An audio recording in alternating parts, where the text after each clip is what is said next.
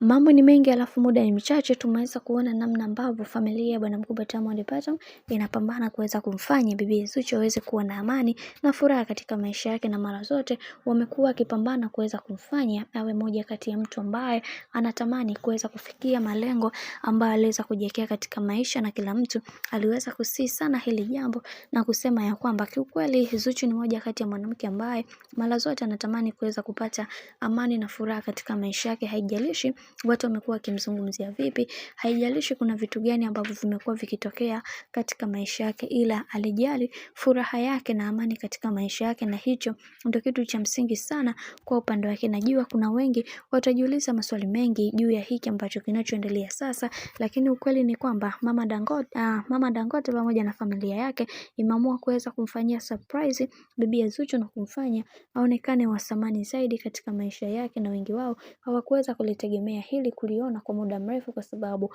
walishajua kwamba Mama Dangote hana mapenzi ya dhati na bibi Zuchu, na mara zote anatamani sana kuweza kuona mtoto huyu akiumizwa na mapenzi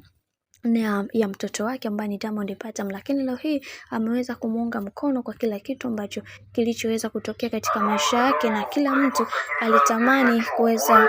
kisha kila kitu kinakwenda kuwa sawa. Haijalishi watu wamekuwa wakimzungumzia vibaya kwa kiasi gani, lakini yeye kama yeye aliamua kuweza kupambana na kuhakikisha maisha yake yanakuwa katika misingi na mikakati iliyo bora zaidi, ili kuweza kufikia malengo ambayo aliweza kujiwekea katika maisha yake, na hicho ndio kitu cha msingi kwa upande wake, na akamwambia ya kwamba wewe ni mtu bora na ni mtu muhimu sana katika maisha yangu, na unatakiwa kuweza kusimama imara na kunifanya niweze kuwa ngangari kadri siku zinavyozidi kwenda. Bwana, mambo ni mengi alafu muda ni mchache. Mambo unavyoyaona yanakwenda kasi zaidi kama vile ambavyo ilivyokuwa awali, na kila mtu alitamani sana kuweza kuona hiki ambacho kinachoendelea sasa hivi kiwe na uhalisia.